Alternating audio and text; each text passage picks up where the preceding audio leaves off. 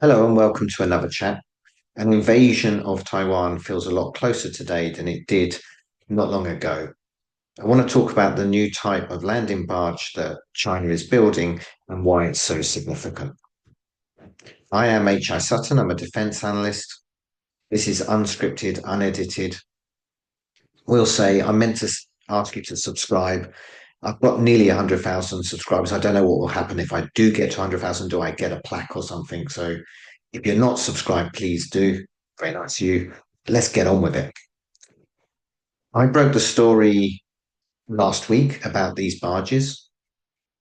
So if you see it in the news anywhere, it was first reported by me in London. I have to say, though, I wasn't the person who first discovered them.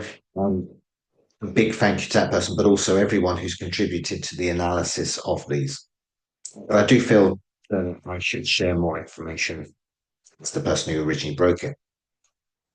The traditional view of a Chinese invasion of Taiwan is often characterized as the million person swim. China, until recently, did not have the resources, the necessary equipment to do a credible landing on water. The Taiwan Strait was the main defense of Taiwan Island. It still is, but in recent years, last decade or two, China has massively modernized and expanded its naval fleet. In the amphibious front, there's now 8 Type 071 landing platform docks. So basically, big amphibious ships, really big. There's also 4 salt carriers of the Type 075, broadly equivalent to USS Wasp. And there's at least one of a new, bigger, better assault carrier. It has a double island. People think of the British Queen Elizabeth class or the Italian Triste class. It's just going with the trends. What's more significant, that white object or tent on its deck, that's an electromagnetic catapult. So this is actually a very capable ship and breaking with tradition. It's not copied from anyone. But anyway, all of these assets are very much mirroring the US Navy. The US Navy is still bigger in the amphibious force front, but China is catching up, and certainly by a long way, the number 2 amphibious power in the world. But these new landing ships or mobile landing piers, they might not look very exotic, they might not look that sexy or glamorous, but they are perhaps much more significant than those traditional amphibious warfare ships that we just looked at. So here's a satellite image of them. This is published by All Source Analysis. All Source Analysis, excellent outfit. They primarily professional, basically. They're not just publishing OSINT or anything like that. Commercial intelligence. They did share this, and it clearly shows some of these barges being built. This image is from a few days ago, and you can see that there are at least 3 barges in the water and 3 beyond. So 6. In my report, I said 5. We've found more. It depends what day you look at the imagery and so on. I think this is really significant. This image will come back to the end, but there's no doubt these barges are being built, and we've had a really clear look at them. And everyone I've spoken to is of the same opinion. These are essentially invasion barges. They don't have another purpose. Let's look at them in detail. This is one of the larger ones. It has a distinctive road bridge extending out the front. When it's sailing, the road bridge is pulled in, but as it reaches the beach, that is extended. That is undoubtedly a road bridge, and it's also very heavily built with reinforced structures all the way along. Cantilever essentially, and there's a massive A-frame holding it up like a suspension bridge. It is clear that that is for reaching directly onto a beach or coastal terrain. It's also no ambiguity that's for vehicles. Equally important, at the stern, there is a self-supporting loading ramp. This is exactly what you'd expect to connect to car ferries.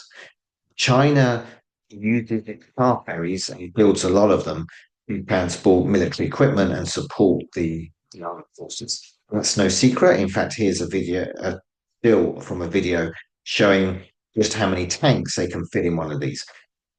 Western or other countries' car ferries cannot transport tanks like this. They're much too heavy. They can take a few, but nothing like what you see in this image. China builds its large roll-on, roll-off ferries to specifications which support massive, really large-scale transport of heavy armored vehicles in a way that no other country does. So Chinese ferries are different from those in other countries. And China openly exercises with them, pretty much an annual exercise, I'd say, where they take car ferries out of regular service and instead exercise on tanks and so on. Here, this particular image I published a few years ago in US Naval Institute News as a Maxar satellite image. They have amphibious tanks, so tanks that are small and float, um, driving around and no doubt loading on and off the ferry. More significantly, sometimes those ferries have actually been tested with floating ports or harbours. This one is essentially what we would call a Mulberry Harbour with a pontoon bridge connecting the ferry to the coast. We'll come back to Mulberry Harbours. But it's different from what is being built here. These are similar terminals. They are going right up to the beach or the coast. And they have their own jack-up pillars. These are sort of extendable legs that normally are folded up when it's sailing along, and then they drop them down to the sea floor. They can take an uneven surface, and they basically, I want to say, anchor or support it on the seabed. This is a normal technology. It's well known. It's used a lot in oil exploration stuff. Significantly, it would not be a permanent structure. These are barges or boats, and they are designed to operate in shore for a relatively short period of time. If you're going to operate them longer, you would need to support them with dredgers and things like this to make sure that the feet remain anchored on the seafloor. These are the ones we've seen built.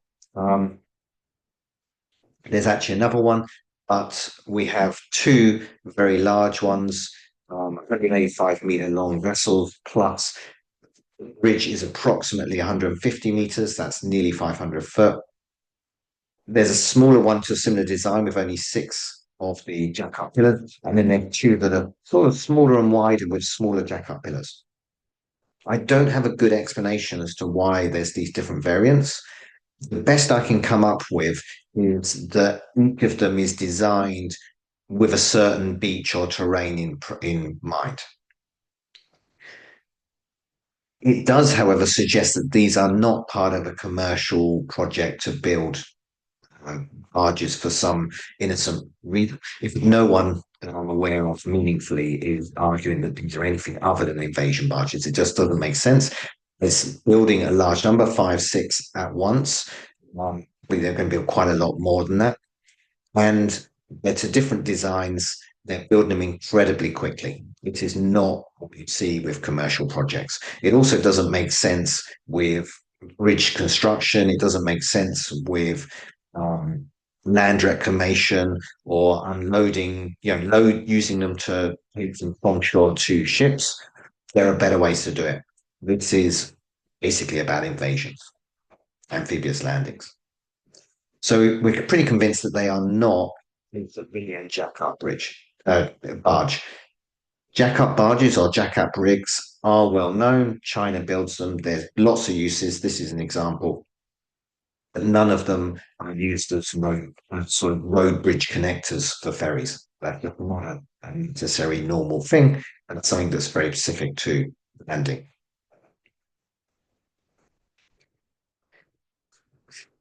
China does build these. In fact, the same shipyard, this is from Google Earth, but it's the same shipyard quite a few years ago building a civilian jack-up barge. So we're not saying that such a thing doesn't exist, but the new design with the road bridge is what's so significant.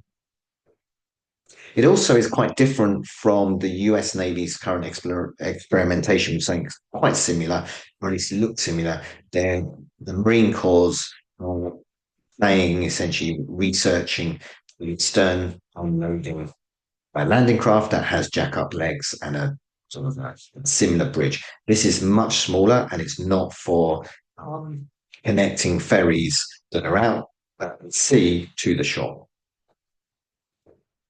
A much better analogy, and something that's happened in history, and probably the inspiration for this, is the Mulberry Harbour. These were used in D-Day. The Allies did not have to capture a port, they took a port with them. The Germans were surprised by this. They'd assumed that they would have to capture a port. It wasn't part of the plan. What is significantly different, though, is I think the Mulberry Harbours, you can describe them as a means to get large ships that can't come close inshore to be able to unload onto the beachhead that you've already captured, a relatively traditional beachhead used by landing craft. Whereas these new sort of landing barges have a solid, they're not connected to pontoons or floating bridges that take the vehicle from the ferry to shore. They've instead got a single heavy span, much shorter. That is more about opening up different beaches, beaches that are not accessible to traditional landing craft. Here's a better look at these bridgeheads. The Mulberry Harbour, they didn't call them jack-up rigs at the time, they called them spuds and pierheads. Pretty amazing technology. They invented it very quickly in World War II, built them very quickly. There is an excellent website. Um, decreepfleet.com has loads of information on them. I think that's brilliant. Um, I discovered it when I was researching for images. Go look at that. Going back to our Chinese example, now that we know what we're looking for, we can go and see how long they've been playing with it. And we find that they've been experimenting with this idea for a few years. Here is the sort of prototype or test version from at least 2022. It's much smaller, but it has the same basic characteristics. Of note, it doesn't have a round bow. There's lots to say that this is a test sort of example, an experimentation, and the new ones we're seeing are serial production. So what difference does this make? One, the traditional view of a Taiwan invasion, as I say, is or amphibious landing parties, traditional beaches. There are very few beaches on Taiwan that are suitable for this type of landing. This photo obviously is World War II, but imagine this in modern terms. China does have landing ships like this, a lot, but not enough.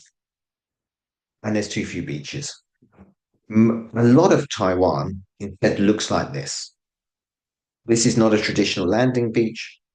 The water out, the seascape isn't traditional. It's a very short beach. It's got obstacles on the beach. Otherwise, there's a coastal road which is less than a few hundred meters from the agency. These new devices could be used to open up those bridges, those bridgeheads, or I suppose roadheads, really.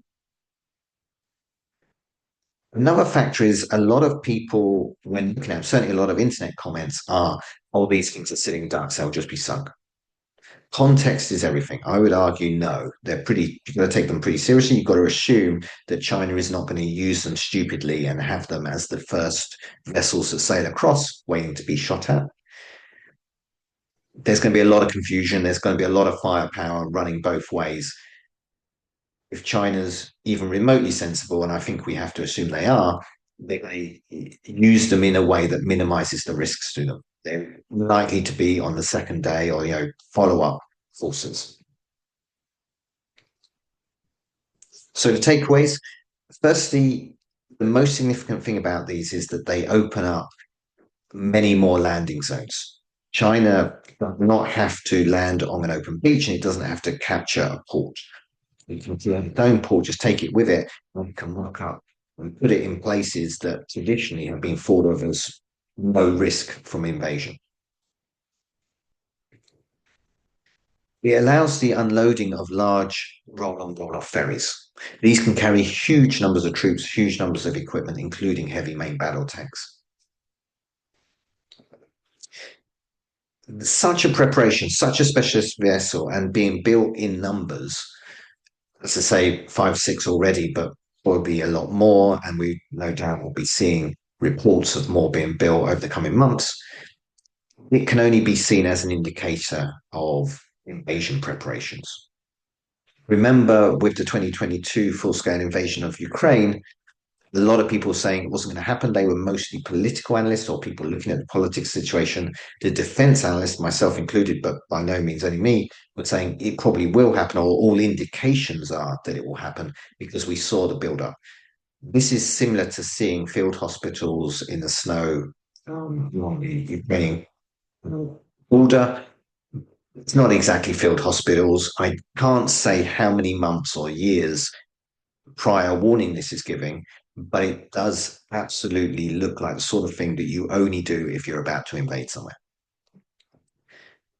I would expect that in this year's sort of roll on, roll off ferry exercises, they'll probably be bigger than before and they'll probably involve these vessels. The last point is China can innovate. This is a theme that I come back to a lot. You hear people often say that China is only capable of copying. As soon as China builds something, they look for prior examples. There is no system like this in civilian or military world that is identical to these. They are a new development. They use domestic technologies. They are not that unusual. They look, let's say, now that we've seen them, they look completely practical. But until we saw them, no one had seen anything like this. Just remember that. That's it. Okay, I want to talk a little bit more. This is the end of that topic, but just while I've got your attention, that satellite image that I shared at the beginning was full of other cool stuff. All source analysis didn't highlight some of the other cool stuff on their image because they were talking about the barges. But I will just run through some of it. You can see. First one is that aircraft carrier type thing is basically some sort of drone carrier. We're still learning about it. And it hasn't felt the need to explain it to us. Quite a special, unusual vessel. It looks like an aircraft carrier. It's aircraft carrier size. It doesn't seem to have that hangar. It's probably for drones. It might even be commercially owned, but it's definitely a military, a naval product. Still learning about that, but China can build a light aircraft carrier, and we're left guessing as to why. Another unusual vessel next to that is the world's largest combat uncrewed service vessel, USV. This has recently been revealed. It's a cool trimaran. I do think it looks very good. Significantly, it's heavily armed. It is the world's largest and it's armed sort of warship version of a service vessel to the point China can innovate. There's also a large landing hovercraft, a Zuba. These are massive, but they look quite small on this image compared to everything else. And there's one of those ferries. The same shipyard builds the ferries that are suitable for military operations. These ferry, I can't be 100% certain, but I would pretty confident without full research that that ferry is built to specifications that allow it to carry tanks in a way that other countries' ferries don't, and it's got a helipad. And lastly, just for completeness, there's another civilian jack-up rig. I think that is a civilian one. It's no surprise that this shipyard was chosen to build the source is very familiar with jack-up rigs. And in fact, if we hadn't sort of done the analysis, you could easily mistake what we're seeing as just civilian jack-up rigs. Okay, thank you very much. As I say, like, subscribe. This was unedited. Thank you.